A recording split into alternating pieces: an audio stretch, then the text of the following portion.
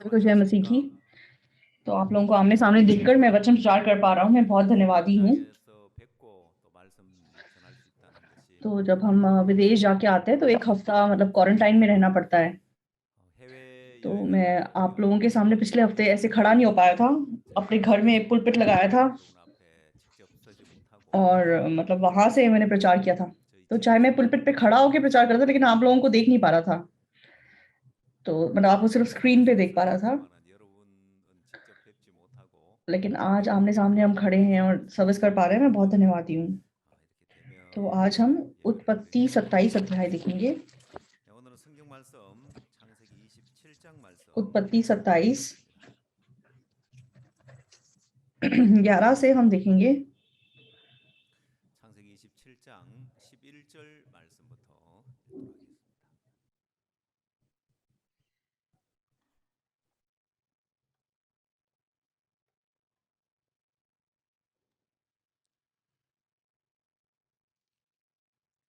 याकूब ने अपनी माता रिबका से कहा, सुन, मेरा भाई एसाव तो रोंआर पुरुष है और मैं रोमहीन पुरुष हूँ।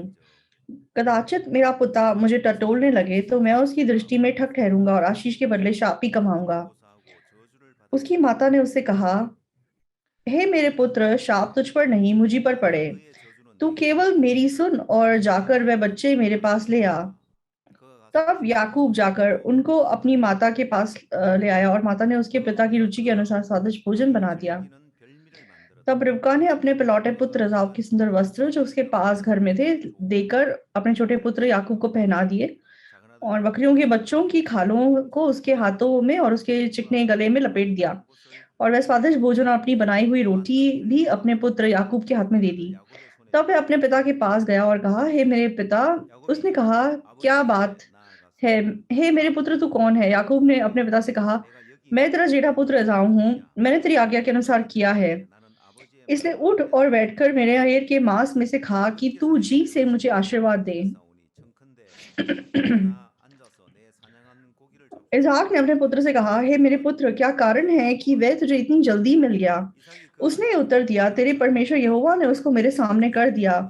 फिर इसहाक ने याकूब से कहा, हे मेरे पुत्र, निकट आ, मैं तुझे टटोल कर जानूं कि तू सचमुच मेरा पुत्र एसाव है कि नहीं।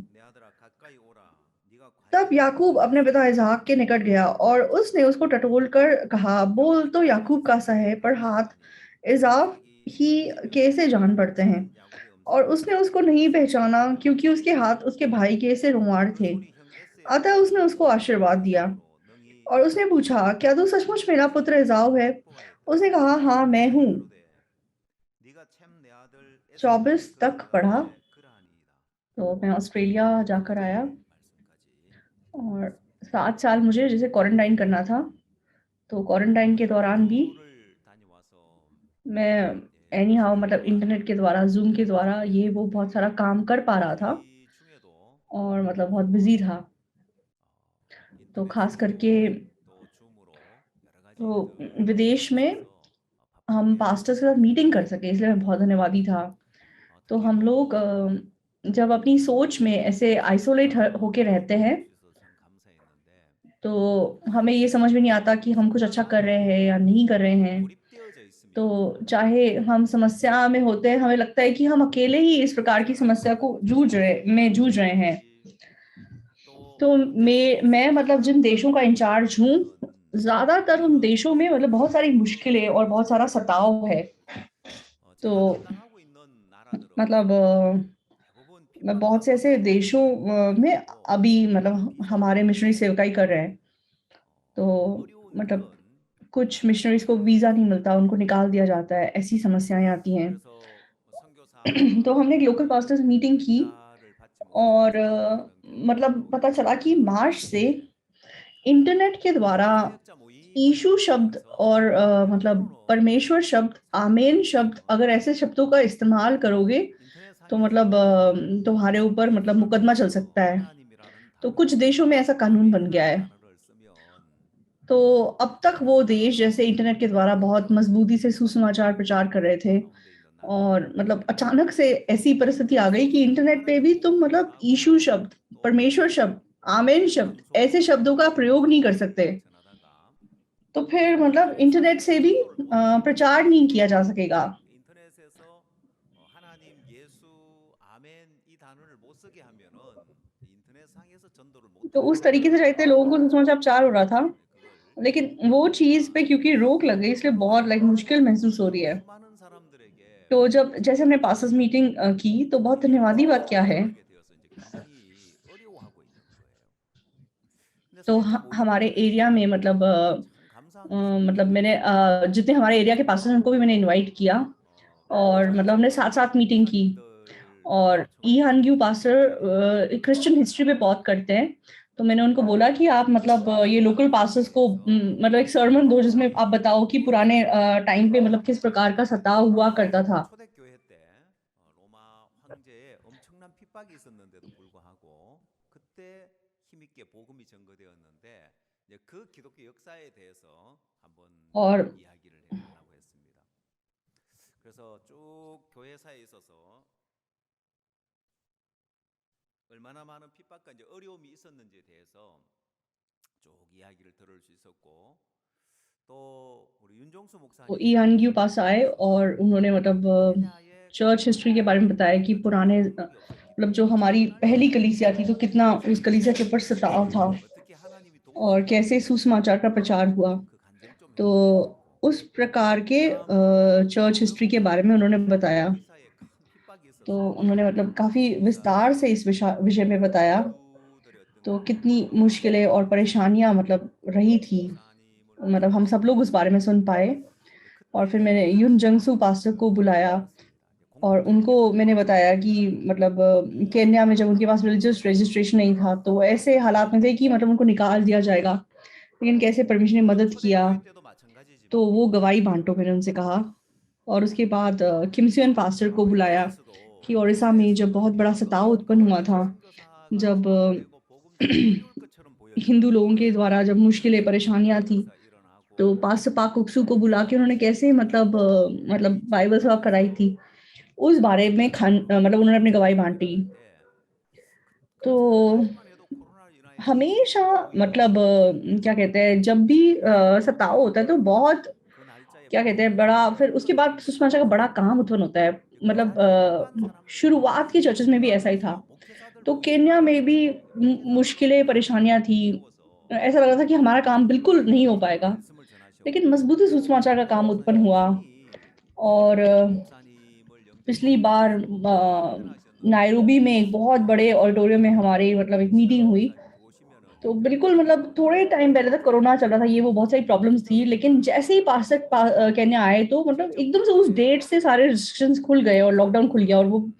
मीटिंग्स हो सकी। 그까지 तो 모집할 수 सीएलएफ 있는 시간을 मीटिंग करी और 주셔서 मतलब सारे 감사드립니다. पास्टर्स 너무 मतलब 어렵고 सीएलएफ पास्टर्स इतने सारे आए 또 인도 오리사에 핍박이 और 있었지만은 गीतुंगा पास्टर आए 굉장한 복음의 역사가 많이 और उन्होंने 일어나고 पास्टर को इतना वेलकम किया 오리사 और वो लॉबी में मतलब बैठे हुए थे। 교회가 있고 तो 그것을 우리가 मतलब हमने उनको बोला कि आप बैठे रहो, जब पास्टर आएँगे तब आप आके उनको मिल लेना। तो उन्होंने बोला कि नहीं, मैं बैठे-बैठे कैसे पास्ता का स्वागत कर सकता हूँ। तो वो मतलब गेट पे खड़े रहे जब तक 건강하고 पास्ता नहीं आए। 평안한 곳에 가면 가장 힘 있는 복음의 तो 역사가 일어나는 거예요.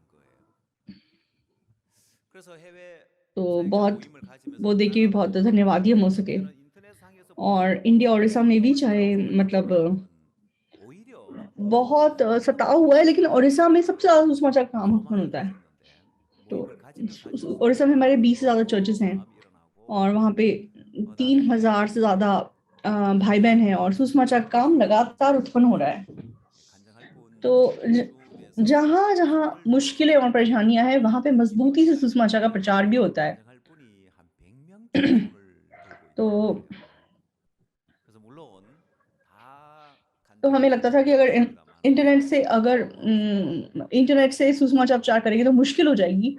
लेकिन मतलब 예를 들어 क्या कहते हैं, 이런 मतलब 어려움을 इस बार 만나면은 हमारी जो मीटिंग हमने की पास्टर्स मीटिंग, सब लोगों के मन में बहुत 어떻게 बड़ी आशा आ सकी। 문제를 और 해결할 बाद में हमने 거냐 बोला कि कौन गवाही देना चाहता है, तो गवाही देने के लिए जब सबको हाथ खड़ा करने का मौका 문제를 दिया गया, 해결할지에 대한 तो 계획을 मतलब 세웠기 때문에 करीबन 이제는 100 लोगों ने हाथ खड़ा कर लिया कि वो गवाही देना चाहते हैं। 하나님의 뜻과 하나님의 तो 계획이 중요하지 असलियत में सबकी गवाही हम नहीं 누가 सुन 어떻게 पाए, 문제를 해결할 거냐 그 해결책이 लेकिन वो 뭐냐에 मीटिंग 대한 बहुत ही आशीष से भरी हुई, बहुत ही मतलब धन्यवादी मीटिंग थी। 하나님은 언제냐면은 क्योंकि हम जब किसी मुश्किल का सामना करते हैं तो हम सोचते हैं कि ये प्रॉब्लम हम कैसे सुलझाएंगे, लेकिन परमेश्वर इस प्रॉब्लम को कैसे सुलझाएगा? परमेश्वर इस बारे में एक योजना रखता है। तो जरूरी बात क्या है? तो परमेश्वर की योजना, परमेश्वर का मन जरूरी है। हम कैसे इस प्रॉब्लम को सुलझाएंगे, हमें उसको ढूंढने की जरूरत नहीं है। तो हम कब परेशान होते हैं, मुश्किल में गिरते हैं? जब हमें लगता है कि कोई रास्ता नहीं है, कोई तरीका नहीं है, तब हम परेशान हो जाते हैं। लेकिन जब हम ये विश्वास रखें कि ये जो समस्या है, सुसमाचार के द्वारा जो मुश्किल खड़ी हुई है, ये हमारी समस्या नहीं, परमेश्वर की समस्या है। इसलिए परमेश्वर इसको कैसे सुलझाएगा, उस बारे में हमें मतलब देखना या जानना जरूरी है।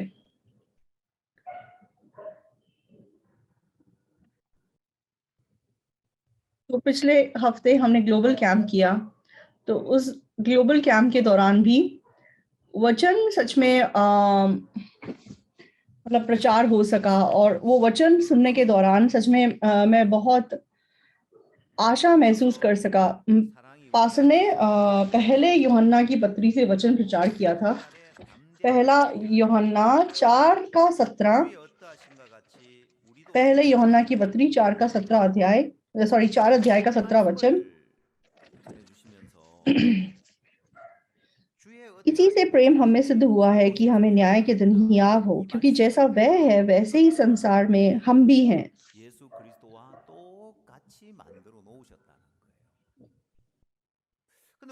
तो इसी से हमारे अंदर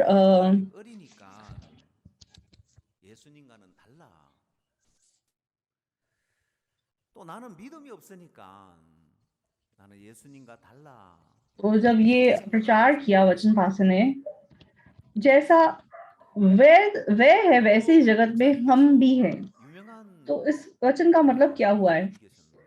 तो जब हमने उद्धार पाया यीशु मसीह के, हम बिल्कुल एक समान बना दिए गए।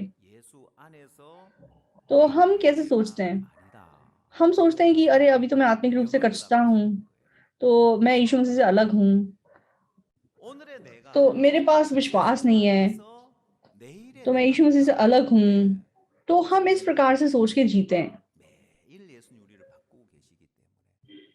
और पास्टर ने क्या बताया? एक बहुत मशहूर पास्टर जो वर्ड है वो बोलते हैं, तो आज जो मैं हूँ वो यीशु मसीह में कल मैं नहीं होगा। तो आज जो मैं हूँ यीशु मसीह में, कल जो मैं होगा वो नहीं है। क्यों? क्योंकि यीशु मसीह रोज रोज मुझे बदलने का काम कर रहा है। तो उस एक शब्द सच में बहुत आशा से भरा हुआ था। एक हफ्ते के दौरान, तो जब मैं क्वारंटाइन में था, मैं भाई बहनों से मिल भी नहीं पा रहा था और कुछ और मतलब कहीं बाहर नहीं जा पा रहा था, तो इसलिए मैंने घर बैठ के मतलब ग्लोबल कैंप में भाग लिया और पाक से वचन सुना। तो हर सेशन का जो वचन था बहुत ही अनुग्रह से भरा हुआ था। तो जब हमने उद्धार पाया, हमें यीशु मसीह के बिल्कुल एक समान बना दिया गया था।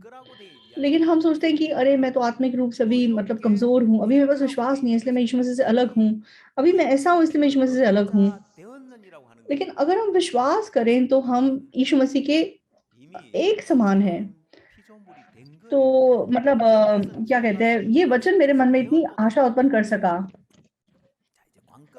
तो हमारे अगर हमने नए सिरे से जन्म पाया तो हम नई सृष्टि हैं। तो पुरानी बातें बीत गई, सब कुछ नया हो गया है। तो हम, जैसे परमेश्वर का वचन कहता है कि हम नई सृष्टि बना दिए गए हैं, तो हम नई सृष्टि हैं। पुरानी बातें बीत गई हैं, सब कुछ नया हो गया है। तो मैं अपने हिसाब से जी रहा हूँ या फिर यीशु मसीह के हिसाब से जी रहा हूँ। तो हमारे सामने जो भी मुश्किलें या परेशानियां आती हैं, तो क्या मैं उसे अपनी समस्या समझ रहा हूँ या फिर मैं उसे यीशु मसीह की समस्या समझ रहा हूँ? तो हमारे सामने ये वो जो भी समस्या आती है, जैसे हम विश्वास के मार्ग पे चलते हैं, जिस भी चीज़ का हम सामना करते हैं, वो एक्चुअली में हमारी समस्या नहीं है, वो परमेश्वर का काम है। तो मैं इस समस्या को कैसे सुलझाऊँगा? तो मुझे उसका रास्ता ढूँढने की ज़रूरत नहीं है। परमेश्वर इसको कैसे सुलझाएगा? परमेश्वर उसका मार्ग अपने पास खुद रखता है। हमें केवल परमेश्वर के प्रति आशा रखनी है और विश्वास रखना है। तो परिस्थिति पे मतलब परिस्थिति से बाहर निकल के अगर हम विश्वास की दुनिया में प्रवेश करेंगे, तो हम कितनी आशा महसूस कर सकेंगे। तो हमें वो मुश्किल परेशानी दिखाई नहीं देगी और परमेश्वर हमारे मन को आशा से भर देगा।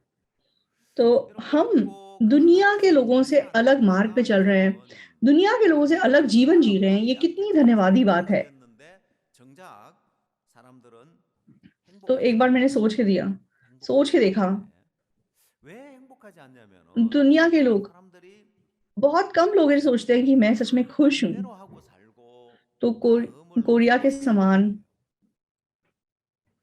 तो बहुत कम देश हैं जिन्होंने इतनी तेज़ी से प्रगति प्राप्त की है। तो हम चाहे इतना अमीर देश बन चुके हैं, हमें किसी से ईर्ष्या करने की ज़रूरत नहीं है। लेकिन क्या हमारे देश के लोग खुश हैं? हमारे देश के लोग खुश नहीं हैं। क्यों हमारे देश के लोग खुश नहीं हैं? क्योंकि लोगों के मन में मतलब उनका मन ऊँचा है, अपना मन ऊँचा करके वो लोग अपना जीवन जी रहे हैं। तो खुश लोग कौन हैं? अपनी मन-मर्ज़ी से जीने वाले लोग नहीं, जो किसी के मतलब कंट्रोल के अंदर रहने वाले लोग होते हैं, किसी के नियंत्रण के अंदर रहने वाले लोग होते हैं, वो खुश लोग होते हैं एक्चुअली। अपने मन को नीचा करके रहने वाले लोग खुश लोग होते हैं।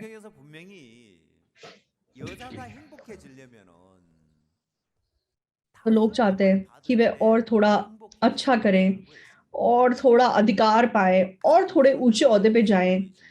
जब वो ऐसी जगह पे पहुँच जाएँगे, जब वो अपने मन से सब कुछ कर सकेंगे, तो उनको लगता है कि तब उनका जीवन खुश हो जाएगा। लेकिन एक्चुअली में वो अनजान है, इसलिए ऐसी बातें करते हैं। तो अपने मन-मर्ज़ी करके जीने वाला लोग कोई भी खुश नहीं है। तो बाइबल में लिखा है कि अगर किसी औरत को खुश होना है, तो उसको मतलब अगुवाई के अंदर रहना है, तब वो खुश रह सकती है। तो बहुत ही मतलब बेसिक सी बात है ये। उत्पत्ति 3 का 16 अगर हम देखें,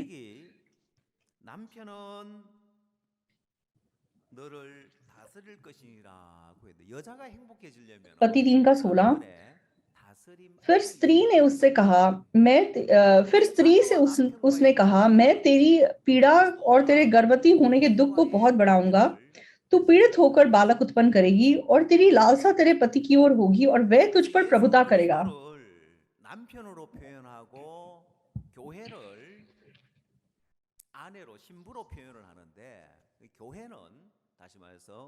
तो यहाँ लिखा है कि मतलब पति तुझ पर प्रभुता करेगा। तो पत्नी को अगर खुश रहना है, तो उसको अपने पति की प्रभुता के अधीन रहना चाहिए। तो पति और पत्नी का जो रिश्ता है, वो यीशु मसीह और कलीसिया का रिश्ता दर्शाता है।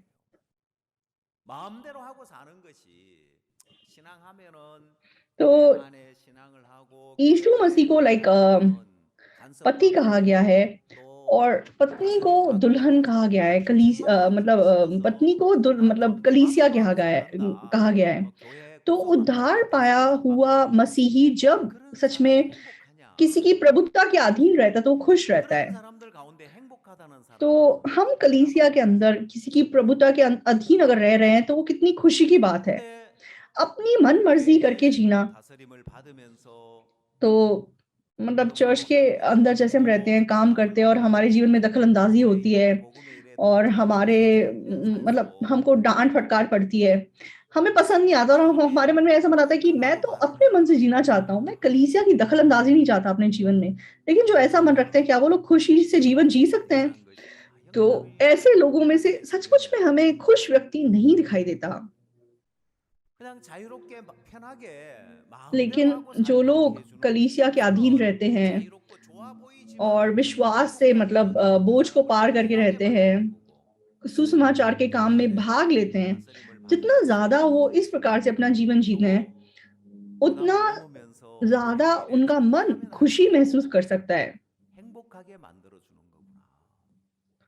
तो 그래서 मैंने मतलब क्या 그렇게 आविष्कार किया 하면 कि अगर मुझे अपने भाई बहनों को खुश बनाना है 이제 또 저 तो 사람이 उनको मतलब फ्री छोड़ देना, ठीक है, अपने मन से जियो, 교회 तब 일도 वो खुश नहीं 못하게 होंगे। 하고 हाँ, 어떻게 하면 बाहरी रूप से 다스리나 फ्री 도와서 होके रहना खुशी से भरा हुआ लगता है, लेकिन 사람들이 आगे चल के भाई बहन दुखी हो जाएंगे, 하지 말고 बदनसीब हो 내버려 जाएंगे। 두시지. लेकिन जब वो कलीसिया की प्रभुता के अधीन रहते हैं 예, और 마음대로 बोझ को 하고 पार 살면 करके रहते 행복한 것이 हैं, 아니라 सुसमाचार के काम में भाग लेते 다스림받을수록 हैं, 행복해지는 तो 거예요. उतना ज्यादा उनका जीवन खुश हो सकता है। 제 자신도 그렇고 इसलिए 그래서 तो मैं हमेशा सोचता हूँ कि इस भाई को, इस बहन को 행복하도록 하나님 만들어 놓으신 कैसे इनसे मैं कलीसिया का काम कराऊं और कैसे इनको मतलब कलीसिया की 마음대로 प्रभुता के 살면 अंदर रखूं। 타락하게 돼 있고 तो भाई बहन मतलब चाहते हैं कि हमारे जीवन में दखल अंदाजी मत दो, 다스림 हमें 안에 लाइक फ्री छोड़ दो। 들어가면 तो 본인도 लेकिन 행복해지고 अपने मन मर्जी से जीना 다스림받는 खुशी का जीवन 있고 नहीं है। 그래도 जितना ज्यादा आप कलीसिया की 하나님 अधीनता में, 역사도 कलीसिया की 그렇고 प्रभुता के अंदर रहते हैं, उतना आप खुश हो सकते हैं। मैं खुद भी, 하나님은 이 교회 안에만 तो 소망을 इसीलिए 두시고 वचन में लिखा है 성경을 कि 보면 मतलब 정직한 परमेश्वर ने औरत को ऐसा बनाया है कि जब वो आदमी की प्रभुता के अधीन रहेगी तो खुश रहेगी। उसी प्रकार मसीही व्यक्ति भी अगर अपने मन मर्जी से जिएगा तो वो बर्बाद हो जाएगा, भ्रष्ट हो जाएगा।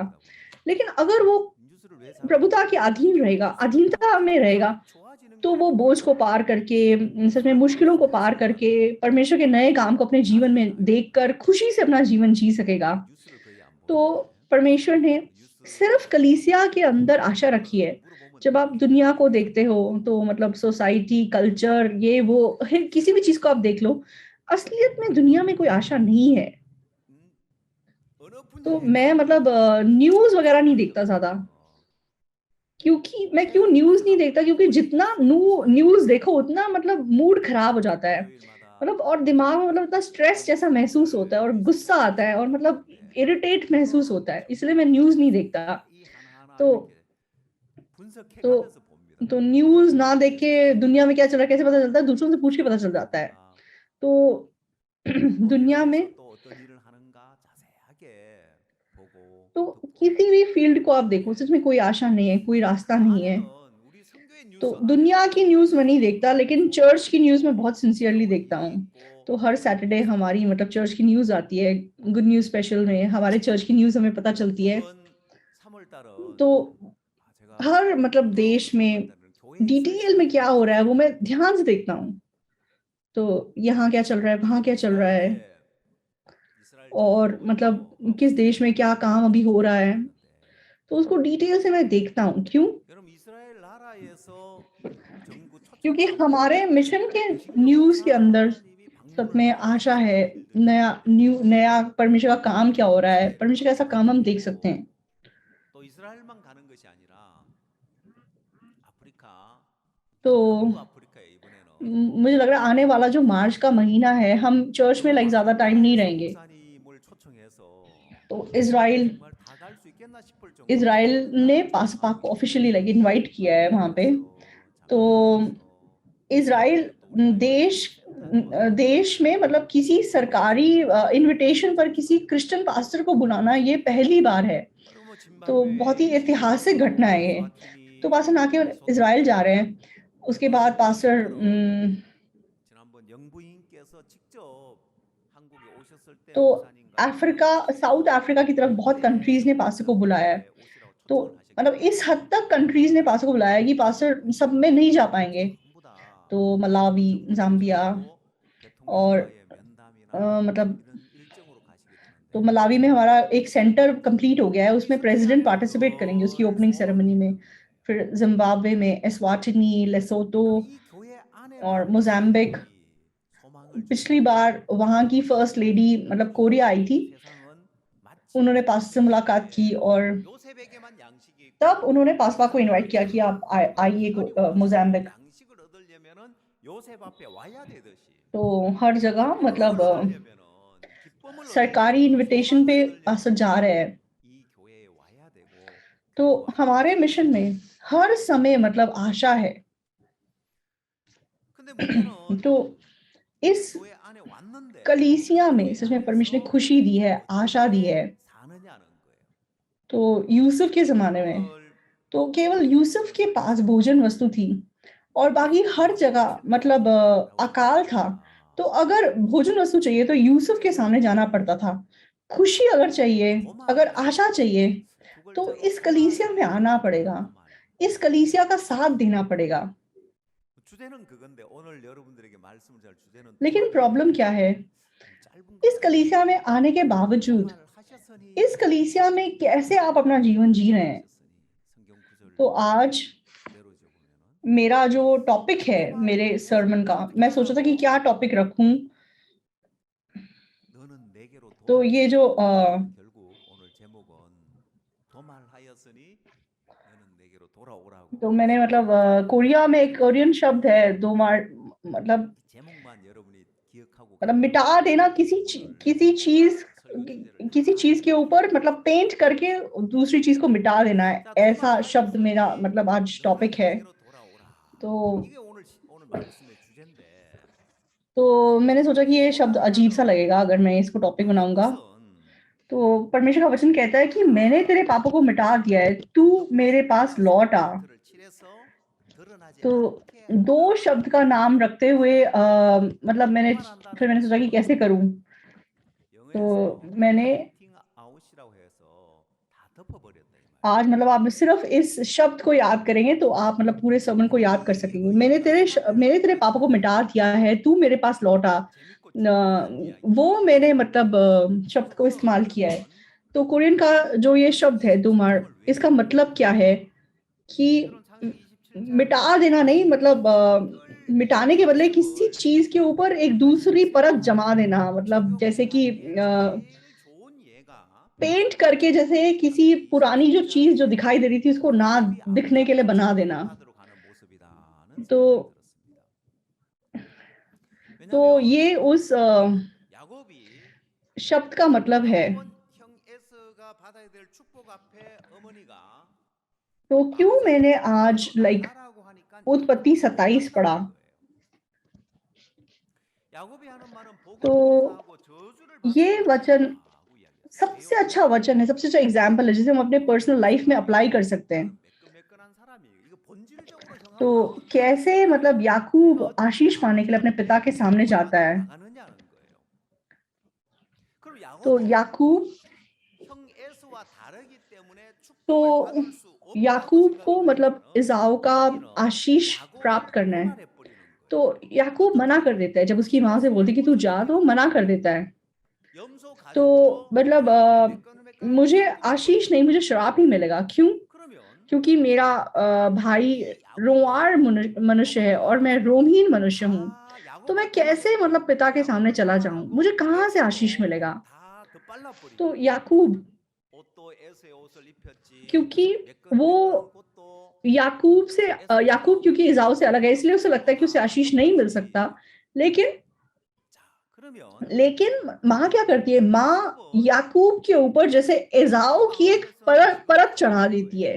याकूब के ऊपर वो पूरा एज़ाऊ लाइक लगा देती है। 야곱으로 있을 तो 때도 야곱이고 तो 형 에서의 옷을 입고 वो 염소 मतलब याकूब के ऊपर एज़ाऊ की परत चढ़ा के उसे एज़ाऊ बना देती है। तो वो एज़ाऊ के कपड़े पहनाती है, उसके रोमहीन भाग को वो मतलब बाल लगा देती है, हर चीज को लाइक वो कवर कर देती है। 페인팅을 해가지고 तो 완전히 덧발라서 다 तो 덮어버렸다. अपने मन में वो याकूब है, तो मतलब उसमें कोई अंतर नहीं है। तो 수채화를 그리는 사람이 있고 유화로 그림을 तो 그리는 사람이 있는데 수채화는 चाहे उसको मतलब एज़ाऊ की पूरी परत चढ़ा दी गई है, लेकिन याकूब के मन में वो याकूब है। लेकिन जरूरी बात क्या है कि उसकी माँ ने उसके ऊपर एज़ाऊ की परत चढ़ा दी है। तो इस परत चढ़ाने का मतलब क्या है? तो जैसे पेंट करके पूरी तरीके से जो जो नीचे था उसको गायब कर देना। तो जब कोई पेंटर पेंट करता है 유화 그림을 그릴 때는 तो 이걸 मतलब लोग दो प्रकार के तरीके से पेंटिंग करते हैं। तो कोई एक प्रकार की पेंटिंग होती है, तो मतलब पेंटिंग करते-करते जैसे आप गलती करते हो तो तुम मतलब मिटा के उसको ठीक कर सकते हो। तो लेकिन एक दूसरी तरह की पेंटिंग होती है कि अगर तुमने एक बार गलती कर दी, उसके ऊपर तुम दूसरा रंग नहीं लगा सकते, वो फिर भी दिखाई देगा। तो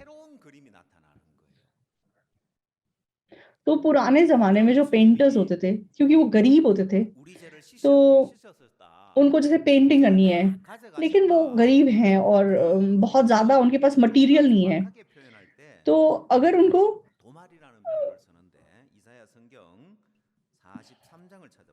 तो कहते हैं कि वो लोग मतलब पुरानी पेंटिंग के ऊपर नया पेंटिंग बनाते रहते थे। तो पहले कोई भी पेंटिंग बनाई हो, उसके ऊपर वो एक परत चढ़ा देंगे दूसरे रंग की और उसके ऊपर फिर नई पेंटिंग बनाएँगे। तो यीशु मसीह ने भी हमारे पापों को धो दिया, हमारे पापों को उसने उठा लिया। तो उस अर्थ को अगर हम और स्पष्ट रूप से समझें, तो मतलब वो परत चढ़ाने का काम शब्द इस्तेमाल किया गया है। यशाया 43 अध्याय हम देखेंगे। 자, 여러분 여기 말씀에서 나 곧 나는 나를 위하여 네 허물을 43 का 25 네 죄를 기억지 아니하리라 했습니다. 자, 여기에서 네 허물을 도말하는 자다고 했습니다. 그러면 우리의 मैं वही हूँ जो अपने नाम के निमित्त तेरे अपराधों को मिटा देता हूँ 그 허물을 और तेरे 다 पापों को स्मरण ना 덮어버리고 करूँगा। 그러고 하나님은 우리 죄를 तो इस वचन 기억하지 में 않는다는 거예요. मैं 자, 여러분 여기서 तो मैं वही हूँ जो अपने नाम के निमित्त तेरे अपराधों को मिटा देता हूँ 기억지 않는 분은 और तेरे पापों को स्मरण ना करूँगा। 내가 तो 기억이 यहाँ 안 पर 나는 겁니까? 하나님이 तो 기억지 तेरे 않는 अपराधों को मिटा देता हूँ लिखा हुआ है। 예, 하나님이 기억지 않. तो 이게 हमारे जो 중요해요. अपराध हैं, 내가 기억이 वो 나냐 안 कितने 나냐. भी ज़्यादा थे, 그럼 내 लेकिन 죄가 परमेश्वर ने 기억이 안 나려면 उन 어떻게 해야 됩니까? अपराधों को मतलब मिटा दिया है 하나님은 우리 죄를 기억지 और 않으려면은 परमेश्वर कहता है कि वह हमारे पापों को स्मरण नहीं करता। 예수 그리스도의 피로 도말하면 되죠. 그럼 내 죄가 내가 기억이 안 나려면 어떻게 하면 되는지 알아요? तो पाप 망치로. याद ना करने वाला परमेश्वर है।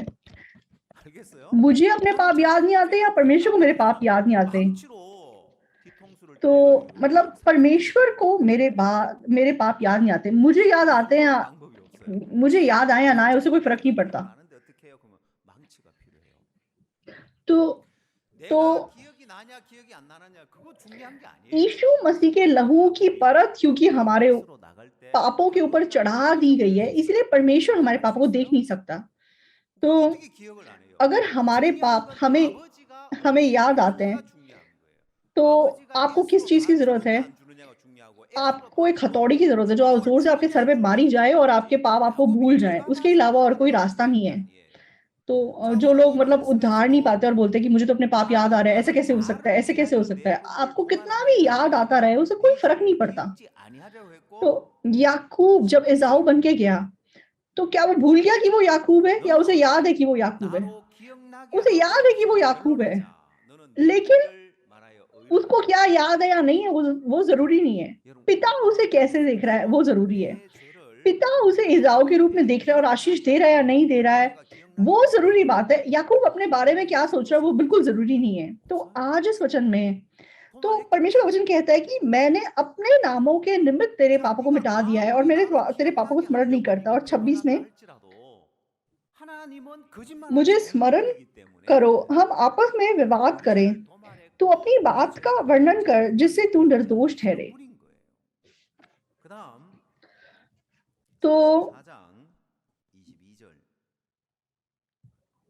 तो हम कैसे अपने पापों को परमेश्वर के सामने याद करा सकते हैं? मतलब परमेश्वर को कैसे हम अपने पापों को याद करा सकते हैं? परमेश्वर को हमारे पाप याद आ ही नहीं सकते। तो कितना भी तुम मुझे स्मरण कराने की कोशिश करो, वाद-विवाद करो, लेकिन परमेश्वर क्योंकि झूठ नहीं बोलता, इसलिए उसने हमारे पापों को मिटा दिया और उसने बोल दिया कि मैं हमारे पापों को याद नहीं करता, तो वो नहीं करता। 여러분 오늘 이 44장 22절 44 중요한데 44 का 22 내가 네 허물을 빽빽한 구름에 사라진 같이 네 죄를 안개에 사라진 같이 도말하였으니 여기서 또 도말이라는 표현을 썼습니다. यशाया 44:22 मैंने तेरे अपराधों को काली घटा के समान और तेरे पापों को बादल के समान मिटा दिया है मेरी ओर फिर लौट आ क्योंकि मैंने तुझे छुड़ा लिया है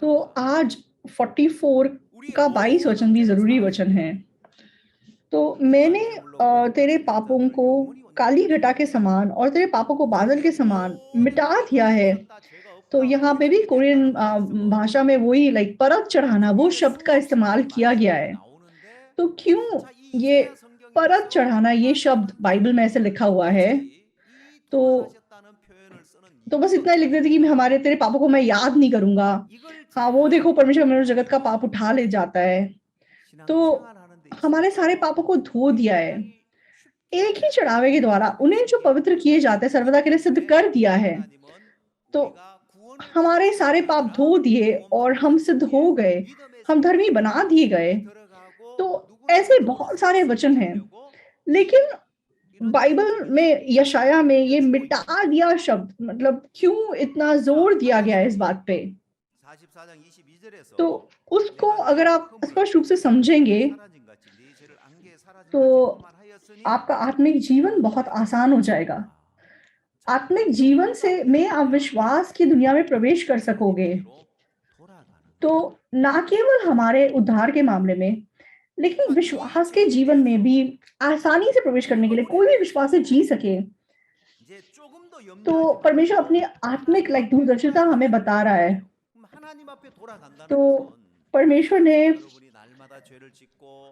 44 के 22 में मैंने तेरे अपराधों को काली घटा के समान और तेरे पापों को बादल के समान मिटा दिया है मेरी ओर फिर लौट आ क्योंकि मैंने तुझे छुड़ा लिया है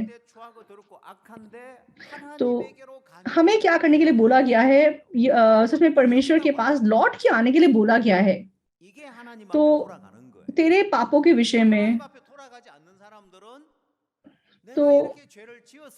तो कुछ भी चिंता करने की जरूरत नहीं है परमेश्वर के पास बस लौट आओ तो आप चाहे रोज रोज पाप करते हैं और रोज रोज लाइक आपके कमियां घटियां गलतियां प्रकट होती हैं लेकिन मेरे नजरों में चाहे मैं गंदा और घिनौना हूं लेकिन परमेश्वर के सामने सच में मैं धर्मी हूं तो ये परमेश्वर के सामने लाइक वापस जाना है तो जो परमेश्वर के पास वापस नहीं जाता वो क्या सोचता है हाँ मैंने तो इतना गंदा घिनौना पाप किया है इसलिए मैं पापी हूँ तो क्योंकि मैं पापी हूँ इसलिए मुझे पापों की क्षमा लाइक मांगनी हूँ वो इस प्रकार जीता है तो ऐसा व्यक्ति मतलब परमेश्वर के पास लौटा हुआ व्यक्ति नहीं है वो अपना मन अपनी सोच अपने न्याय को रख के जीने वाला व्यक्ति है तो इसीलिए वो व्यक्ति रोज अपने आप को मतलब पापी कहता है तो क्या आप लोग अपने आप को धर्मी कहते हैं तो मैं इतना गंदा घिनौना व्यक्ति हूँ लेकिन मेरा पाप क्योंकि मिटा दिया गया है उसको उसके ऊपर एक परत चढ़ा दी गई है इसलिए परमेश्वर सच में मुझे लाइक धर्मी कहता है तो परमेश्वर कहता है कि वह मेरे पापों को और मेरे अधर्म के कामों को स्मरण नहीं करता तो सच में एक ही चढ़ावे के द्वारा उन्होंने हमें सिद्ध कर दिया है इसलिए परमेश्वर के सामने जब हम लौट के जाते हैं इसलिए हम बोल सकते हैं कि हम धर्मी हैं और पवित्र हैं और हम सिद्ध हैं तो परमेश्वर की नजरों में क्योंकि उसको पूरी तरीके से ढांप दिया गया है इसलिए हमारे पाप उसे दिखाई नहीं देते इसलिए हम हियाव से परमेश्वर के सामने जा सकते हैं तो वो याकूब जो अपने पिता के सामने गया तो उसको मतलब आशीष देने के लिए तो याकूब का रूप नहीं दिखाई दिया तो मतलब माँ ने उसको पूरी तरीके से क्या कहते हैं इजाओ बना दिया याकूब की नजरों में हाँ अभी भी मैं रोंआर हूँ और मुझे मतलब श्राप नहीं आशीष नहीं श्राप ही मिलेगा लेकिन परमेश्वर माँ की नजरों में माँ ने मतलब उसको पूरी तरीके से मतलब ढांप दिया है उसको इजाओ बना दिया है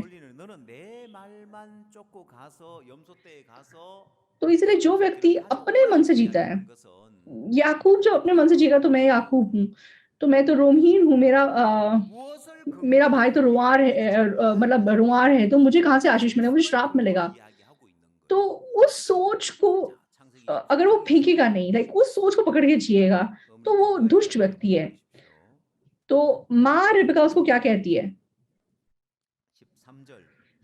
तो तू केवल मेरी बात सुन और वो बकरी के बच्चे 내 아들아 너의 मेरे पास 저주를 ले आ। 내게로 돌리리니 내 तो 말을 रिबका 듣고 가서 가져오라.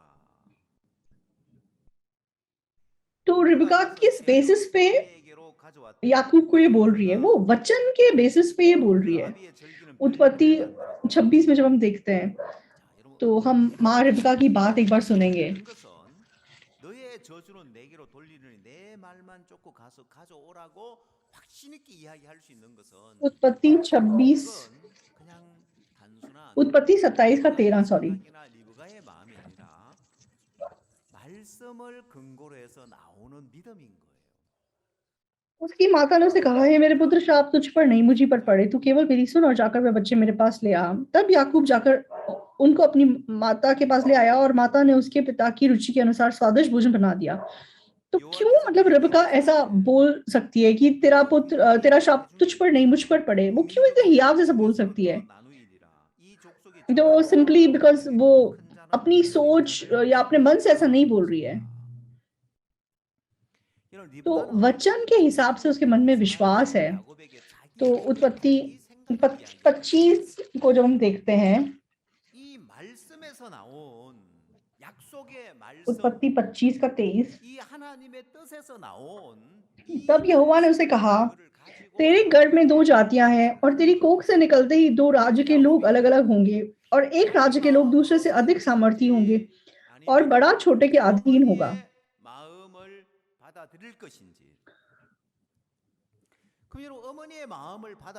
तो रिबका मतलब सिंपली अपनी सोच, अपना न्याय, अपना मन उसको नहीं बता रही है। तो इस वचन के हिसाब से, इस वादे के वचन के बेसिस पे, परमेश्वर के इच्छा के हिसाब से, इस वचन के मतलब नींव पर वो याकूब को ऐसा बोल रही है। तो याकूब क्या अपने मन से जिएगा या फिर अपनी माँ रिबका का मन स्वीकार करेगा? तो अगर उसे अपनी माँ का मन स्वीकार करना है तो उसे अपना खुद का मन फेंकना होगा। तो अपने अंदर से उत्पन्न होने वाली सोच, अपना न्याय, अपने अंदर से उत्पन्न होने वाली आवाज, तो उसके बेसिस पे जीना सच में श्राप है। तो याकूब अगर अंत तक अपनी सोच, अपने न्याय के पीछे जाएगा, तो अगर वो यही बोलता रहेगा नहीं नहीं मुझे तो आशीष नहीं श्राप मिलेगा, अगर वो अपनी सोच पे अंत तक जोर देता रहेगा कि हाँ मैं तो रोमहीन मनुष्य हूँ, मतलब मेरा भाई तो रुमार है, ऐसा तो हो ही नहीं सकता, ऐसा तो हो ही नहीं पाएगा, तो अगर वो अपनी सोच के हिसाब से जिएगा, तो बहुत सारे लोग ये नहीं जानते कि वो सबसे बड़ा श्राप है। तो मेरा मन कैसा भी हो, मुझे कैसा भी लगे, तो माँ रिबका के मन को स्वीकार करना, तो वो बिल्कुल वचन मतलब वचन को स्वीकार करना है। तो रिबका अपनी सोच के हिसाब से याकूब को ऐसा करने के नहीं बोल रही। उसने जो परमेश्वर का वचन सुना है, वो उस परमेश्वर के वचन के बेसिस पे उसको ये बोल रही है। इसलिए याकूब जब अपना मन फेंक कर अपनी माँ के मन को स्वीकार करेगा, और अगर उसकी माँ ने उसको मतलब उसको पूरा ढांप दिया है और उसके ऊपर एक परत चढ़ा दी है एसाव की, तो उसको कैसा भी लगे। तो जब उसका पिता उसको पूछेगा कि तू कौन है, तो उसके मन में विश्वास होना चाहिए, ये बोलेगा कि मैं एसाव हूँ। तो अपने मन को जो लोग बहुत जरूरी समझते हैं, कुछ लोग होते हैं अपने मन पे बहुत ज्यादा ध्यान देते हैं, नहीं नहीं मैं तो याकूब हूँ, ऐसा कैसे मैं झूठ बोल दूं, मैं तो याकूब हूँ, ऐसा कैसे बोल सकता हूँ मैं। तो आपका मन जरूरी नहीं है, परमेश्वर के वादे का वचन जरूरी है। तो परमेश्वर का वादा है कि बड़ा छोटे के अधीन रहेगा, इसलिए मतलब परमेश्वर के द्वारा ये नियुक्त है कि याकूब आशीष पाएगा। इसीलिए 네가 मतलब 누구냐? 에스입니다. रिबका हियाव से उसको पिता के सामने भेज रही कि वो आशीष पा सके। तो 네가 의인이냐 याकूब 죄인이냐? को मिटाने के लिए क्या करना 야곱에게 पड़ेगा? 묻습니다. याकूब के ऊपर 의인입니다라고 एसाव की परत चढ़ा दी गई। तो 예. 네가 अब 육신적이냐? मतलब 네가 याकूब के 신령하냐고 ऊपर मतलब याकूब के अंदर कोई ऐसी कमी घटी नहीं रह गई कि उसे 육신적이라고 해야죠. आशीष ना मिल पाए। तो अब 양심적으로 याकूब को कैसे जीना 육신적이라 है? 해야지. 뭘 तो जब 육신적이야. पिता पूछता है मेरे 영적이지도 않는 मेरे बेटे तू 내가 कौन है? 신령하다고 क्या तू 그러냐. सच में मेरा बेटा एसाव है? 우리가 거듭날 때 तो हाँ मैं एसाव हूँ, मैं एसाव हूँ बोलना विश्वास है। 같이 만들어 놓았고 주의 어떠하신가 같이 तो तुम धर्मी हो या पापी हो तो आप क्या जवाब देते हैं? आप बोलते हैं आप धर्मी हैं, क्यों? आपके पास विश्वास है। 그리스도 안에 तो तुम शारीरिक हो या आत्मिक हो, अगर आपसे कोई ऐसा पूछे तो आप क्या जवाब देते हो? 보라 새 것이 तो आप बोलेंगे मैं शारीरिक हूँ। क्यों? आपका विवेक आपको बोलता है कि अपने आप को शारीरिक बताओ। क्यों? मैं कैसे बोल सकता हूँ मैं आत्मिक हूँ, इतना शारीरिक जीवन जी रहा हूँ। जब हमने उद्धार पाया, हमें बिल्कुल यीशु मसीह के समान बना दिया गया। जैसा वो है वैसे ही जगत में हम भी हैं। 저는 믿음이 없는 사람이에요. तो जो कोई मसीह यीशु में है 온전치 못한 사람이에요. वो नई सृष्टि है। 미래 살고자 पुरानी बातें सब 네가 누구냐? बीत गई हैं, सब कुछ नया हो गया है। 아버지의 맏아들 에스입니다고 하듯이 네가 तो 누구냐 फिर 할 때 예, 내가 यीशु मसीह के समान क्योंकि मुझे बना दिया गया है, तो इसलिए हम आत्मिक लोग हैं, इसलिए हम सिद्ध लोग हैं। तो जब आपसे पूछा जाए तू कौन है? 이렇게 사는 것이 हाँ मैं तो शारीरिक व्यक्ति हूँ। 하나님 앞에 돌아간 사람의 तो तू 삶이에요. कौन है? हाँ मेरे पास तो बिल्कुल विश्वास नहीं है, मैं तो सिद्ध नहीं हूँ। तो क्या आप ऐसे जिएंगे? या फिर जब आपसे पूछा जाता है तू कौन है, मैं पिता का बड़ा बेटा ऐसा हूँ। जब आपसे पूछा जाता है तू कौन है, हाँ मैं आत्मिक जन हूँ, मैं सिद्ध जन हूँ। 헌혈을 한 적이 있는데 처음으로 이제 헌혈을 할 때였는데 तो इस प्रकार से जीना 헌혈을 하면 परमेश्वर के सामने लौट के गए हुए व्यक्ति का जीवन है। तो जो व्यक्ति परमेश्वर के पास लौट के नहीं गया है, वो नए के रूप में ही अपना जीवन जीता है। तो आपके मन में कैसा लगता है या कैसा महसूस होता है वो बिल्कुल भी जरूरी नहीं है। तो बहुत साल पहले 제가 O형인 줄 알고 तो 살아왔고 제가 군에서 헌혈을 했었는데 내 군번줄에도 군번줄에 혈액형이 적혀 있는데 O형이라고 तो मतलब मुझे मैंने ब्लड डोनेट किया था। 모든 기록에 तो ब्लड डोनेट करने से पहले उन्होंने मेरा ब्लड प्रेशर चेक किया 적혀 있는데 और 한순간에 मतलब ब्लड टाइप टेस्ट किया। B형이라고 하는 거예요. 헌혈하기 전에 혈액형 तो मैं लंबे टाइम के दौरान तो मैं सोचा था कि मैं O टाइप हूँ। और मैंने मतलब किसी क्या कहते हैं किसी संस्था में जाके ब्लड डोनेशन दिया। तो मेरे मतलब आईडी में भी O लिखा हुआ था, मेरे सारे रिकॉर्ड्स में O टाइप लिखा हुआ था कि मेरा ब्लड टाइप O है। लेकिन उस दिन जब ब्लड डोनेशन दिया तो एकदम से मेरा टेस्ट किया और बोल रहे कि तुम तो बी टाइप हो।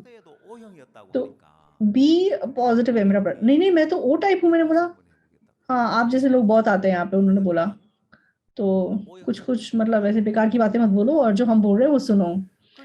तो मतलब बहुत लोगों को अपना ब्लड टाइप गलत पता होता है, कोई फर्क नहीं पड़ता, आप बस ब्लड डोनेशन दे दो ऐसा करके बोलने लगे वो लोग। तो मैंने कहा मेरा तो एक बार ऑपरेशन भी हुआ है। तो मतलब कुछ एक बार अपेंडिक्स का ऑपरेशन हुआ था मेरा, उस रिकॉर्ड में भी मेरा ब्लड टाइप O लिखा हुआ है। तो उस व्यक्ति ने बोला कि अच्छा ठीक है एक बार फिर से करता हूँ। तो फिर उसने फिर से किया और फिर उसने बोला कि O नहीं है, आपका ब्लड टाइप B है। तो जब मैंने ब्लड डोनेशन किया मैंने कहा ये क्या मतलब बनता है? मतलब इतने बड़े ऑपरेशन मैंने करवाया, क्या उन्होंने भी गलत लिख दिया? तो मुझे समझ में नहीं आया। तो मैं O हूँ या B हूँ? तो बड़े हॉस्पिटल में ऑपरेशन करा रखा है मैंने, मतलब तो वहां पे O लिखा हुआ है। तो हॉस्पिटल बेड के साइड पे मतलब पेशेंट का रिकॉर्ड लिखा होता है, इसका ब्लड प्रेशर कितना है, इसका ब्लड टाइप क्या है, इसका ये वो, वहां पे भी O लिखा हुआ था। तो मैं हैरान हो गई कि ऐसा कैसे ये लोग कर सकते हैं। तो शुरुआत में जब मेरा मतलब सबसे पहले हमारा ब्लड टाइप मिडिल स्कूल में चेक होता है। तो बाद में मुझे ध्यान आया कि उस ज़माने में मतलब जब हम स्कूल में पढ़ते थे, हमारा like blood test blood type check करते थे। तो वो मतलब क्या करते थे कि मतलब उनके पास मेडिकल इक्विपमेंट्स नहीं होते थे, इसलिए वो टूथपिक यूज़ करते थे ब्लड का 1 ड्रॉप लेने के लिए। तो मतलब इसीलिए वो बहुत ही मतलब कच्चा-पक्का सा टेस्ट करते थे उस ज़माने में। तो इसलिए मतलब मतलब जिसका भी उनको डाउट होता है, वो उसको ओ बता देते हैं। क्योंकि अगर वो ए, बी में गलती कर देंगे तो आगे चल के मुश्किल हो जाती है, लेकिन ओ मतलब किसी से भी खून ले सकता है, इसलिए वो ओ बता देते हैं सबको। तो आप लोगों ने अगर ठीक से अपना blood test, blood type check नहीं किया और आपको लगता है कि आप ओ हैं, तो आप दोबारा चेक कराइए। तो मैं कितने साल मतलब ओ टाइप सोच के अपने आप को जी रहा था। तो फिर मैंने सोचा कि अस्पताल में कैसे उन्होंने गलती कर दी। मैं किस बीमारी के लिए हॉस्पिटल में एडमिट हुआ था, अपेंडिक्स के ऑपरेशन के लिए। तो अपेंडिक्स का ऑपरेशन क्या होता है कि आपको एकदम बहुत दर्द होता है, तभी एकदम ऑपरेशन करना पड़ता है। और वो संडे का दिन था, जब मैं हॉस्पिटल गया, तो वहाँ पे कोई एक्सपर्ट डॉक्टर नहीं था। तो मैं इमरजेंसी में गया। तो मतलब एक रेगुलर लाइक फिजिशियन था वहाँ पे। तो उन्होंने मतलब ठीक से पूरा प्रोसेस फॉलो नहीं किया, ब्लड टेस्ट नहीं किया। उन्होंने मुझसे पूछा तुम्हारा ब्लड टाइप क्या है? मैंने बोल दिया ओ, तो उन्होंने वही लिख दिया और मेरा ऑपरेशन कर दिया। क्योंकि अपेंडिक्स छोटा-मोटा ऑपरेशन होता है, मतलब उसमें कोई ब्लड की ज़रूरत भी नहीं पड़ती। इसीलिए उन्होंने मतलब ऐसे ही बायपास करके ऑपरेशन कर दिया।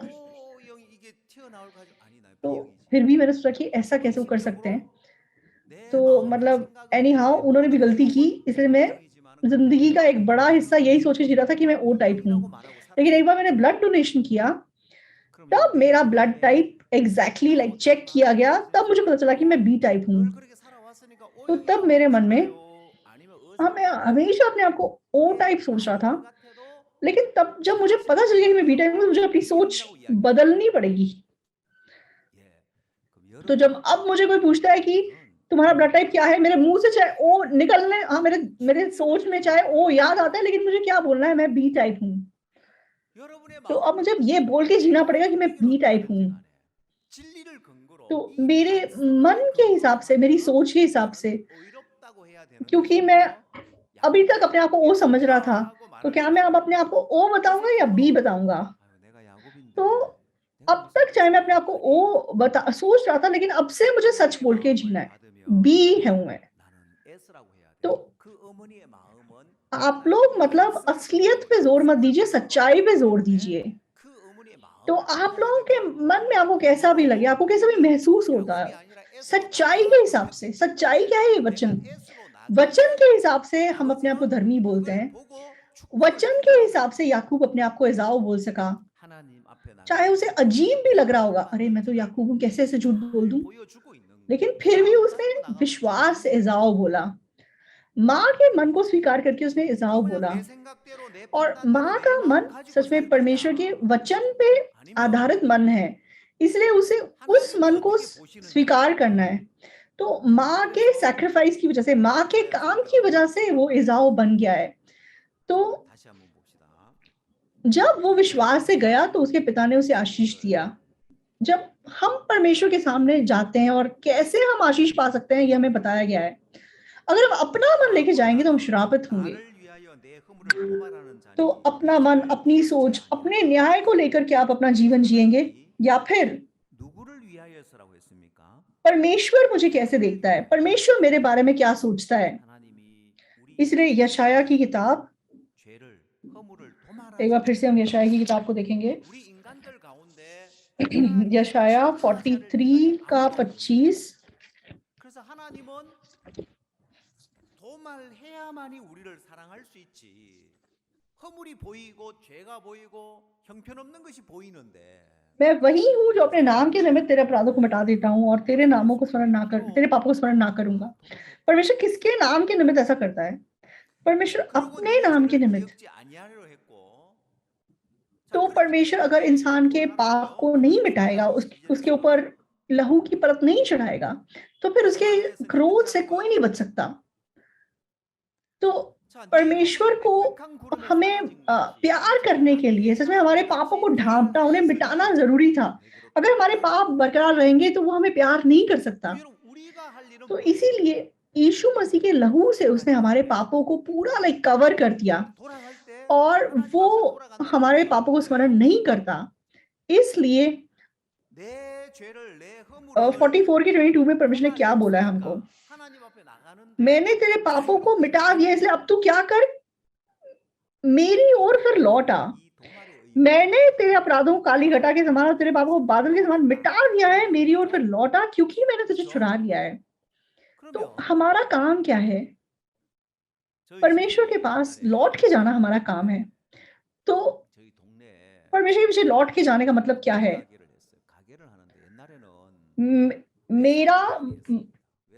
मेरा पाप, मेरे अपराध क्योंकि परमेश्वर ने मिटा दिए, इसलिए हम आजादी से उसके सामने जा सकते हैं।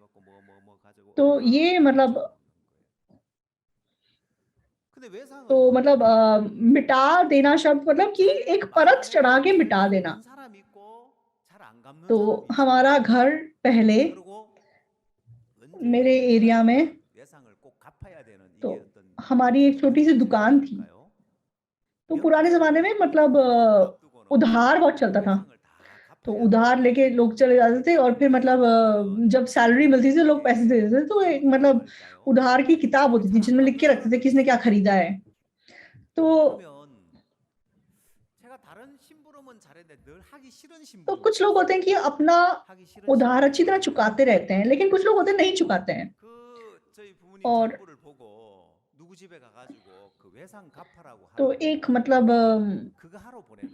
एक लिमिट होती है, जैसे एक क्या कहते हैं, एक प्रकार की नैतिकता है कि जैसे त्योहार आने वाला है, उससे पहले सबको अपना उधार चुका देना चाहिए। तो एक प्रकार का रूल है, जैसा कह लो। लेकिन लोग मतलब कुछ होते हैं कि मतलब देते नहीं है पैसे। तो फिर तो मुझे मतलब मेरे पिताजी दुकान में मतलब काम कराते थे, तो एक काम मुझे बिल्कुल नापसंद था। तो मेरे पिताजी अपना बही खाता खोलते थे और बोलते थे कि उस घर में जाओ, उनको बोलो अपना उधार चुका दे। तो मुझे बहुत मतलब शर्म आती थी वो करने जाते हुए। क्यों? क्योंकि उनका बेटा मेरा दोस्त है, और मैं उनके घर जाऊँ और मैं बोलूँ कि उधार चुका दो, पिताजी ने बोला है पैसे चुका दो, तो मतलब कितना बुरा लगेगा मुझे। तो जो उधार की मतलब जो किताब होती थी पिताजी की, तो जब किसी ने पैसा दे दिया, तो वो उसके ऊपर लाइक एक्स लाइक क्रॉस कर देते थे, हाँ इस डेट पे पैसा दे दिया। तो रेड कलर के बॉल पेन होता था, उसके ऊपर एक्स लगा के डेट लिख देते थे कि इस डेट पे इतना पैसा दे दिया। तो एक्स जिसके हिसाब पे लगा दिया, उसको क्या दोबारा जाके बोलेंगे पैसे दे दो? नहीं बोल सकते। तो ये उधार है, ये लेते गए। तो जिनका उधार ज्यादा होता है वो दुकान पे आते नहीं है ज्यादा। क्यों? क्योंकि जब वो दुकान पे आएंगे तो उनको बोला जाएगा कि पैसे चुका दो, लेकिन उनके पास पैसे नहीं है, तो वो ज्यादा दुकान पे आते नहीं है। लेकिन जब अपना कोई हिसाब चुका देता है, तो फिर वो फ्रीली लाइक दुकान पे आना जाना करता रहता है। तो परमेश्वर क्यों हमें लौट के आने के लिए बोल रहा है?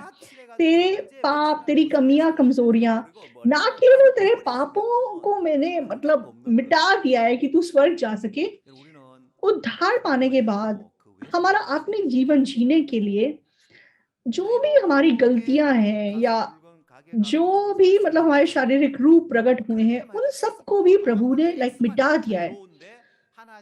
तो जैसे हमारी जो हिसाब की किताब होती थी, उसमें पिताजी एक्स लगा देते थे। तो रेड कलर से मतलब उसके ऊपर मिटा दिया, तो नीचे क्या लिखा हुआ है उससे कोई फर्क नहीं पड़ता। बस एक्स अगर लगा दिया तो बस सब खत्म है। तो दोबारा वो हिसाब को कोई याद नहीं करेगा। तो फ्रीली अब वो जो ग्राहक है वो दुकान पे दोबारा आ सकता है, सामान खरीद सकता है। तो परमेश्वर ने केवल एक्स नहीं लगाया, परमेश्वर ने पूरा पेंट कर दिया है। तो हम कितना ज्यादा आजादी महसूस कर सकते हैं।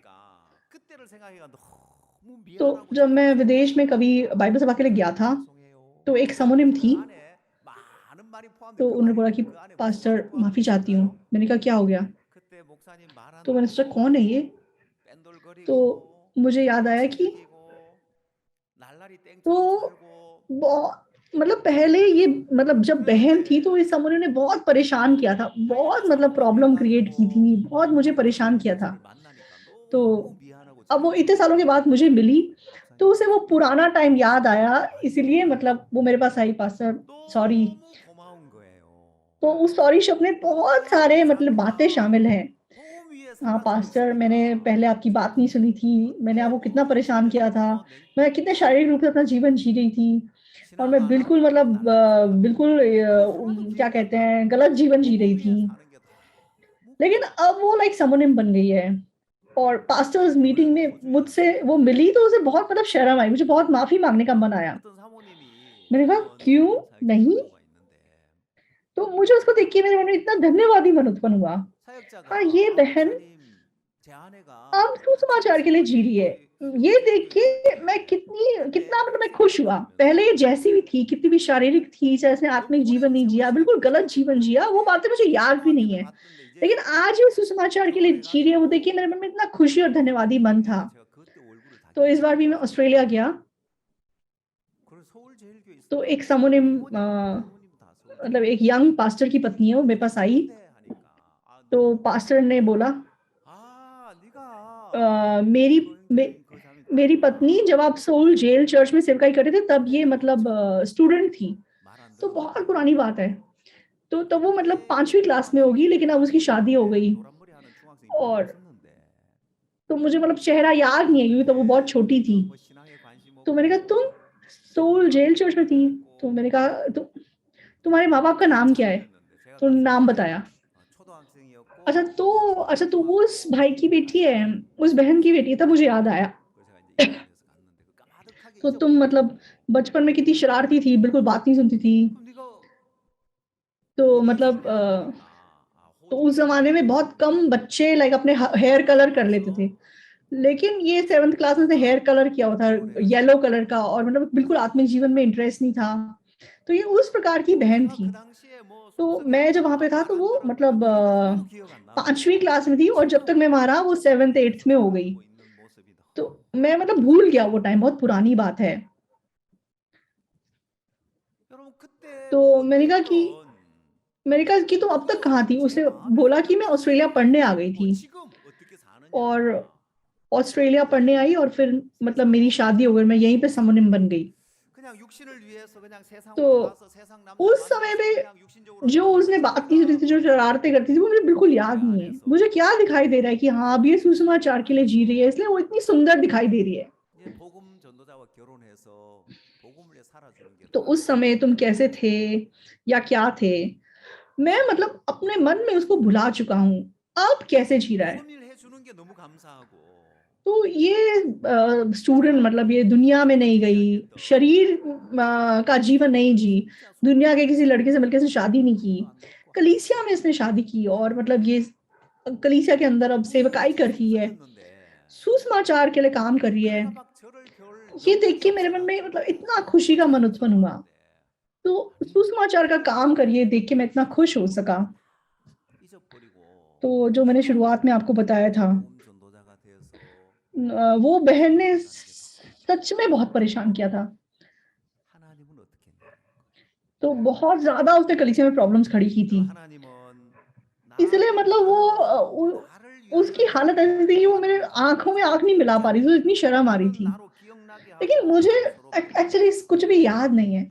मुझे अब उसका रूप दिखाई दे रहा है कि वो सुसमाचार का प्रचारक बन के 그러니까 अब जी रही 너는 है।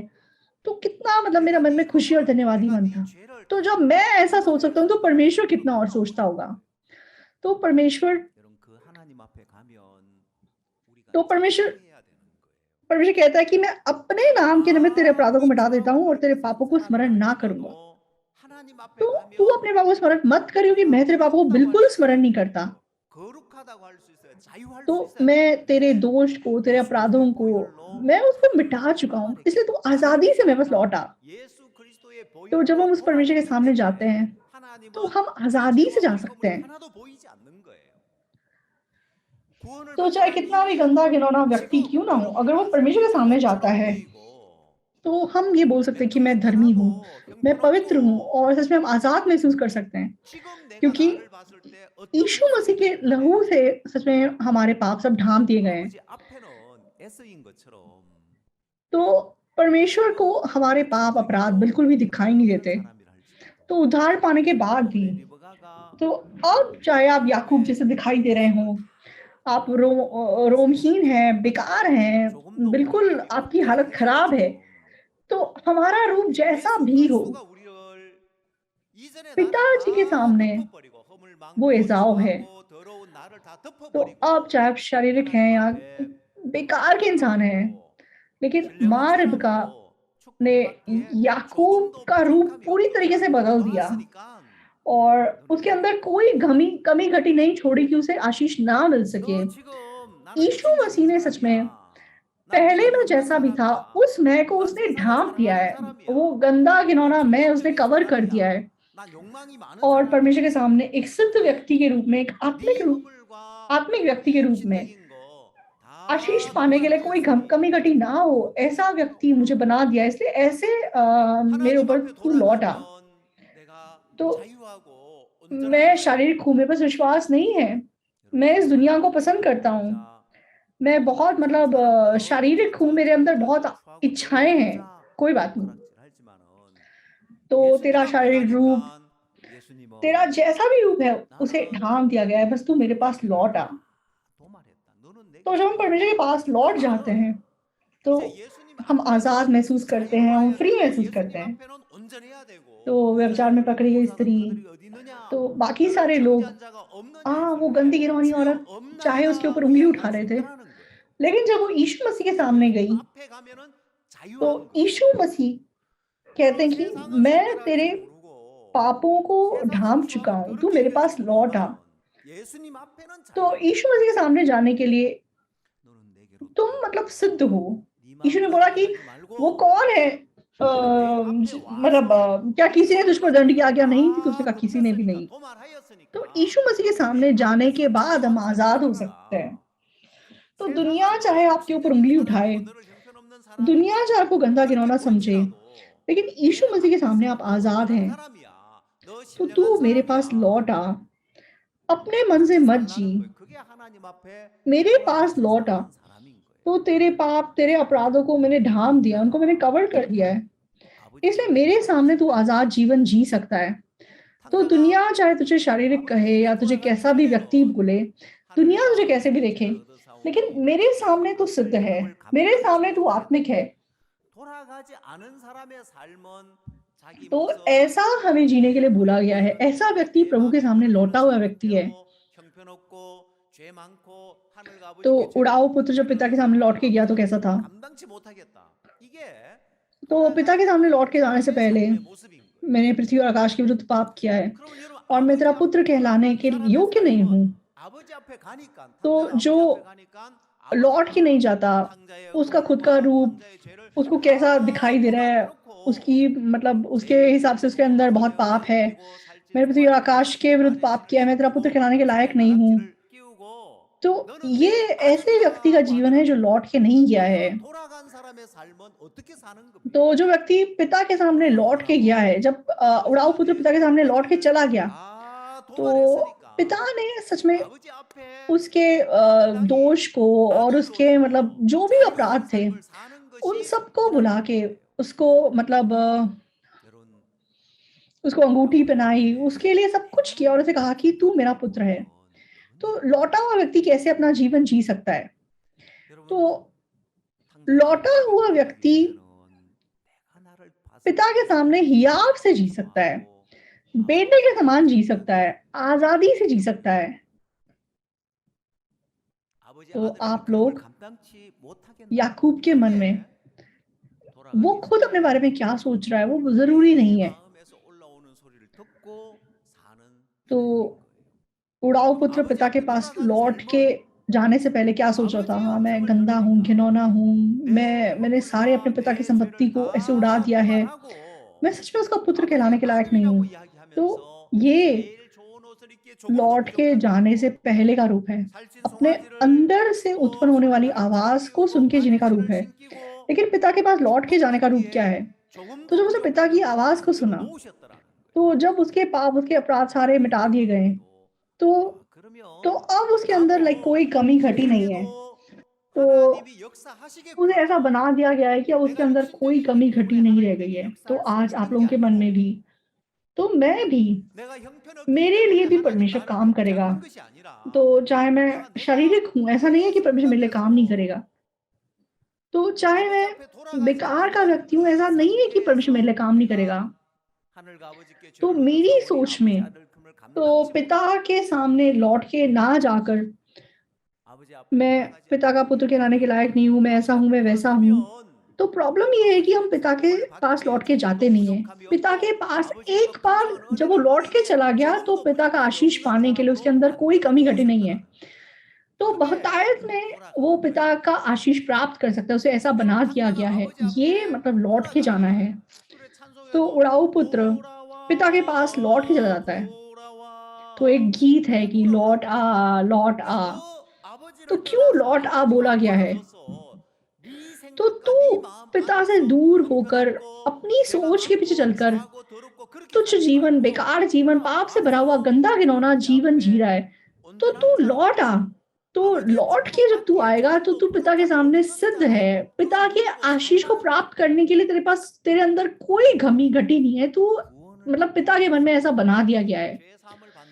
तो आप लोगों ने उद्धार पाकर अगर आप प्रभु के पास लौट आए हैं, और आप अगर बोल पा रहे हैं कि आप पवित्र हैं और आप धर्मी हैं, तो आत्मिक जीवन में भी आप पर पिता के पास लौट आइए। अब तक आप चाहे कितने शारीरिक थे या कितने कैसा भी आप जीवन जिए होंगे, उसे परमेश्वर ने ढांप दिया है। तो आज अगर आप परमेश्वर के पास लौट आएंगे, तो आपके अंदर कोई कमी नहीं है कि परमेश्वर आपके द्वारा काम ना कर सके। तो परमेश्वर आज हमें पला हुआ पशु, सच में जूतियाँ, वस्त्र, जो मुझे चाहिए, परमेश्वर बहुतायत में अनुग्रह मेरे लिए तैयार करके रखता है। उसके पास किसी चीज़ की कमी घटी नहीं है। तो वो लौटे हुए व्यक्ति का जीवन है। तो जो पिता से दूर है, हाँ, मैं तो शारीरिक हूँ, मैं तो बेकार हूँ, मैं तो ऐसा हूँ, मैं तो आत्मिक रूप से अभी छोटा हूँ, मेरे पास विश्वास नहीं है, मेरे अंदर इस चीज़ की कमी है, उस चीज़ की कमी है, तो परमेश्वर मुझे कहाँ से आशीष दे सकता है? हाँ, इसीलिए परमेश्वर मेरे द्वारा काम नहीं कर सकता, ऐसा नहीं है। तो परमेश्वर ने उस सबको मिटा दिया है। मेरी नज़रों में मैं ऐसा हो सकता हूँ।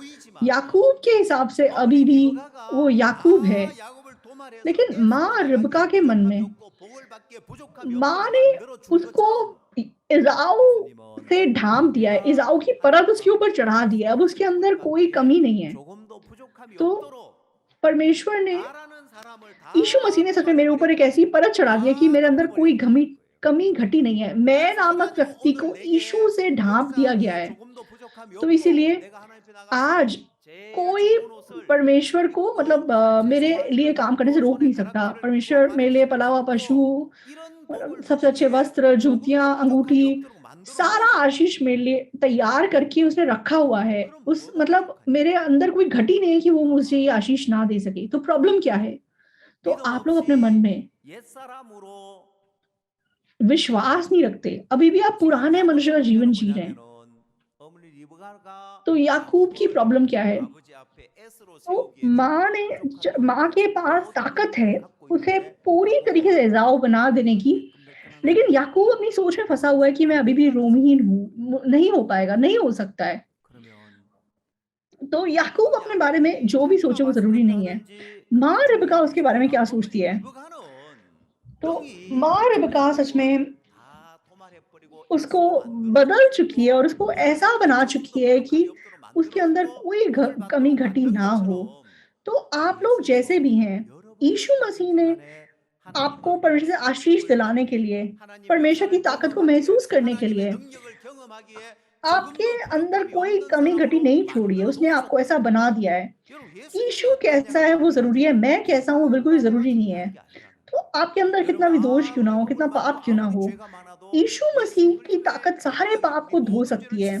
उसी प्रकार हमारे जीवन में हम कितने भी शारीरिक हों, कितने भी हमारे पास विश्वास ना हो, हम कमज़ोर हों, हम कैसे भी हों, तो चाहे हम हजारों तरीके से कमियों से भरे हुए हों, लेकिन परमेश्वर ने सच में उस पुराने मेरे रूप को पूरी तरीके से ढाँप दिया है और परमेश्वर की ताकत को महसूस करने के लिए, परमेश्वर की ताकत को अपने जीवन में अनुभव करने के लिए हमारे अंदर कोई कमी-घटी नहीं छोड़ी है। तो हमें उस दुनिया में लौट जाना है। आप लोग पिता से दूर होकर शारीरिक में, बेकार में, तुच्छ में, उड़ाऊ पुत्र के समान, हाँ, मैं अपने पिता का पुत्र कहलाने के लायक नहीं हूँ। उस सोच में मत बैठिए, पिता के पास लौट के आइए और पिता की बहुतायत का मज़ा लेके जिए। तो लौटा हुआ व्यक्ति पिता की बहुतायत से अपना जीवन जी सकता है। तो आप लोग भी अपने मन से पिता के पास लौटकर अपना जीवन जिए। मैं चाहे कितना भी बेकार क्यों ना हूँ, मैंने तेरे शारीरिक रूप को, तेरी कमियों घटियों को मैंने उनको ढाँप दिया है। मैंने उनके ऊपर मतलब यीशु मसीह की परत चढ़ा दिया, इसलिए तेरे अंदर कोई कमी नहीं है। तो तुझे मतलब मेरा आशीष पाने के लिए किसी चीज़ की तेरे अंदर कमी नहीं है। तू मेरा आशीष प्राप्त कर सकता है। तो पिता के घर लौटने के समान आज परमेश्वर हमें कह रहा है कि मेरे घर लौट आ, मेरे पास लौट आ। तू मुझसे दूर जाकर एक कुकर्म से भरा हुआ जीवन मत जी, सूअरों के बाड़े में मत जी। तो सूअरों के खाने वाली फलियाँ भी तू नहीं खा पा रहा, ऐसी हालत में मत जी। मेरे पास लौट आ, मेरे पास लौट आ, पिता के घर में लौट आ। तो आज आप लोग पिता के घर में लौट आइए। तो चाहे आप शारीरिक हैं, चाहे आप तुच्छ हैं, तो आप लोगों के सारी कमियाँ, कमज़ोरियाँ पिता ने ढाँप दी हैं और आपके अंदर कोई कमी घटी नहीं छोड़ी कि आप पिता की बहुतायत को ना अनुभव कर सकें। तो तो क्या आप सच में उड़ाऊ पुत्र के समान भूखे मरने की हालत में जीना चाहते हैं या पिता के घर लौट आके पिता की बहुतायत के अंदर जीना चाहते हैं? तो परमेश्वर आज आपसे क्या कहता है? मैंने तेरे अपराधों को काली घटा के समान और तेरे पापों को बादल के समान मिटा दिया है। मेरी ओर फिर लौट आ, क्योंकि मैंने तुझे छुड़ा लिया है। तो जिस प्रकार पिता चाहता था कि उड़ाऊ पुत्र लौट आए, उसी प्रकार परमेश्वर चाहता है कि आप लोग पिता के घर में लौट आएँ। तो पिता के घर में लौट आकर, हाँ, सच में सही है। हाँ, मैं शारीरिक हूँ, मैं मतलब मैं अपना आत्मिक जीवन नहीं जी रहा हूँ, मेरे पास विश्वास नहीं है। तो चाहे मैं बिल्कुल बेकार का व्यक्ति हूँ, परमेश्वर मेरे लिए काम नहीं करेगा, परमेश्वर मुझे अनुग्रह नहीं देगा, परमेश्वर मेरी हेल्प नहीं करेगा। तो इसलिए हम मतलब मुश्किलों का सामना करते हैं। तो अगर हम पिता के घर लौट जाएँ, तो पिता हमारी सारी कमियाँ, घटियाँ, सब कुछ क्योंकि उसने ढाँप दिया है, तो पिता आपको आशीष देने के लिए मतलब आपके अंदर कोई कमी घटी नहीं देखता है। तो पिता के घर में लौटा हुआ व्यक्ति, तो मैं चाहे याकूब हूँ, लेकिन परमेश्वर ने मुझे एसाव बना दिया। तो जिस प्रकार पिता ने मुझे आशीष दिया, तो परमेश्वर मेरी कमियों, घटियों और जिस प्रकार यीशु मसीह को परमेश्वर ने आशीष दिया, जैसे जैसे परमेश्वर ने यीशु मसीह के लिए काम किया, तो परमेश्वर सच में मेरे लिए कोई कमी-घटी नहीं छोड़ता है। तो इस विश्वास से जीना, पिता के घर लौट के जीना है। तो मैंने तेरे अपराधों को काली घटा के समान और तेरे पापों को बादल के समान मिटा दिया है। तू मेरी ओर फिर लौट आ, क्योंकि मैंने तुझे छुड़ा लिया है। तो आप लोग हर पल, हर क्षण चाहे आपको अपने अपराध, अपने कमियाँ, घटियाँ दिखाई देती हों, लेकिन आप याद रखिए कि प्रभु कहता है कि मैंने तेरे पापों को बादल के समान मिटा दिया है, तू मेरी ओर फिर लौट आ। तो परमेश्वर आपको कह रहा है कि आप लौट आइए उड़ाऊ पुत्र के समान। तो चाहे आप लोगों ने उद्धार पा लिया हो, लेकिन क कलीसिया के अंदर सच में उड़ाऊ पुत्र के समान दूर-दूर से मत रहिए। पिता के घर लौट आइए और विश्वास कीजिए कि परमेश्वर आपके लिए काम करेगा। परमेश्वर आपको बहुतायत में अनुग्रह देगा। आप ये विश्वास करके जिएँ। तो अब आपका रूप कैसा भी हो, आपके एक्शंस को बदलने की कोशिश मत कीजिए, अपने कामों को बदलने की कोशिश मत कीजिए। तो मैंने तेरे अपराधों को मिटा दिया, तू मेरे पास लौट आ। तो 오늘 आज का वचन 말씀 सच में ये बहुत ही अनुग्रह से भरा हुआ वचन है। तो आप लोगों का शारीरिक रूप, आप लोगों का तुच्छ रूप, उस सबको सच में 여러분 육신적인 것, 여러분 उस सबको 원하는 मिटा दिया गया है।